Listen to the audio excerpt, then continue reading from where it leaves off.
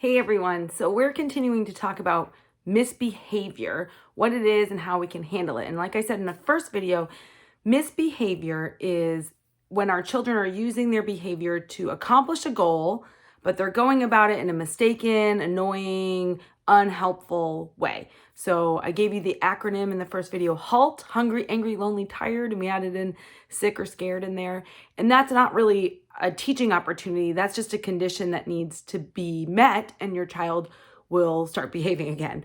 But misbehavior is when they're trying to accomplish something with their behavior and it's not the right way to accomplish that. And normally it's to fill one of those two main needs that we all have: significance and belonging, or another way to put that is attention and control. And everybody needs positive attention and everybody needs a degree of control in their lives. And so when those start to get empty or we are not meeting that need, children will often go about getting that need met in a way that isn't helpful, in a way that we don't actually want to encourage. So there's 4 different mistaken goals, and we're going to start with the first one today, and that is undue attention. Okay, so undue attention. And this is normally where most misbehavior lies. This is the thing that pops up first. And undue attention is when children, they have a mistaken belief. Okay, they believe I only matter, I only belong if I'm keeping you busy with me or I'm getting special service. And you can typically tell what the mistaken goal is by how you are responding to it. So as a parent, when we see undue attention, we tend to feel irritated, annoyed, sometimes worried, sometimes guilty, but it's this keeping us busy. And so what does that look like? It's often like, look at me, look at me, look at me, look at me. And it can range from all sorts of things to acting helpless. I can't, it's too heavy, I can't do it, to regressive behavior, starting to act younger than they really are. It can be interrupting. So you start talking and they start interrupting you, yelling at you to get your attention, all sorts of things. So undue attention is really when our kids are just acting so annoying and they're saying, look at me, look at me, look at me. And each time we give in to that, we're teaching them, oh, that's the way to get attention. That's the way to fill your attention bucket, even if it's a negative interaction. And so also, if you have siblings in the house and they're fighting, very often that's undue attention as well, because it's this, again, kids don't think, oh, I need more attention, I'm going to be annoying. It's just this instinct that they have because they have a lack of skill. They don't know how to get that need met in an appropriate, a positive way. So they go about it in a way that's not very helpful. So sibling fighting is often undue attention. And if you find yourself reffing often or like, who did this and who did that, they are keeping you busy with them. And hopefully you're going to side with one of them. And so all of these things can be undue attention: whining, complaining, bedtime, when they start running around and acting silly, or they keep getting up in the middle of the night. All of that is undue attention because I'm keeping you busy with me. And so I'm filling my attention bucket, but it doesn't actually feel good to them. And it really doesn't feel good to you because undue attention is super, super annoying. That's the biggest feeling, is like, oh, you're driving me nuts. And so how do we counter that? What do we do to be helpful? Because often we either nag or we give in and we just keep meeting whatever the need is. This is like if your kid doesn't want to eat their lunch and they start whining, and then they're playing with their food and they're throwing their spoon and they're getting up and running around, or you know what the chore is, but they just keep doing something else, playing with their Legos, whatever that is.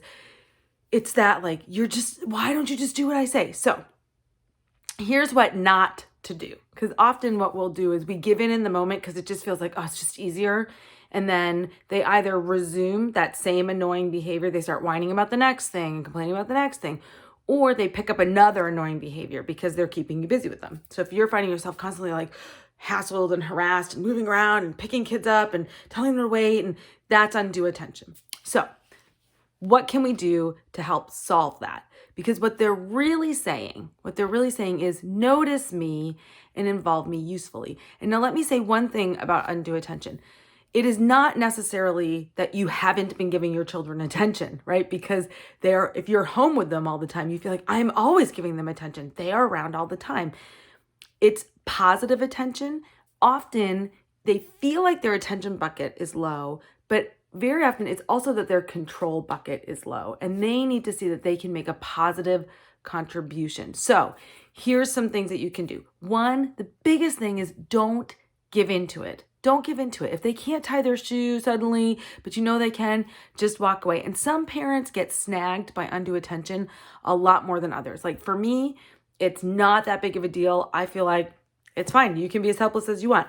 We're going to talk about the other mistaken goals the rest of this week, and there's a bunch of them that really do get to me. But this one is one that I can navigate pretty well. But my husband, Steve, this one gets him every time because it feels stressful to him to deal with it. And so he often gives in to it. So don't give in. That's the number one thing. Don't give in. Don't encourage whining. Don't encourage helplessness. None of that. So you can, one, have silent signals, right? So when Imogen went through this whining phase, I told her, oh, I don't understand whining. It hurts my ears. And so, rather than being like, don't whine, don't whine, don't whine, don't whine, because then they're still keeping you busy with them. I just told her, well, when you whine, when you talk to me in a whiny voice, I'm just going to hold my ear to let you know that hurts my ears. And when you're ready to talk to me in a normal voice, I'll take my hand off. And it helped calm me down because I wasn't badgering her. I could just keep going about this, and she could whine as much as she want. And I was able to ignore it, but I was also communicating that I hear you, but I'm not going to respond in that way. So I'm teaching her it's not an appropriate way to talk to me. That's not how you get what you want. It can be giving them a useful task. So say you're cooking dinner and they're underfoot and they're running and they're fighting and they're nagging and they're, Mom, hold me. Mom, look at this. Mom, or Dad, come outside and play tag with me. Dad, but there's all over the place. Get them involved usefully. So have them set the table, have them stir the pot, have them clean up a room, whatever that is, give them a useful task where they feel like they have a positive contribution. If you have real little ones, like 3-year-olds, one of the biggest things I say is like, give them something that feels a little bit beyond what you might be comfortable with. So have them put the butter knives away. The chances are, unless you have super sharp butter knives, they're not going to cut themselves on it. And they feel like, wow, you're entrusting me with this. If they're in the grocery store, have them, have their own list, or they have to get the yellow things, or, have them hold your car keys and say, you're going to have to open the car for me.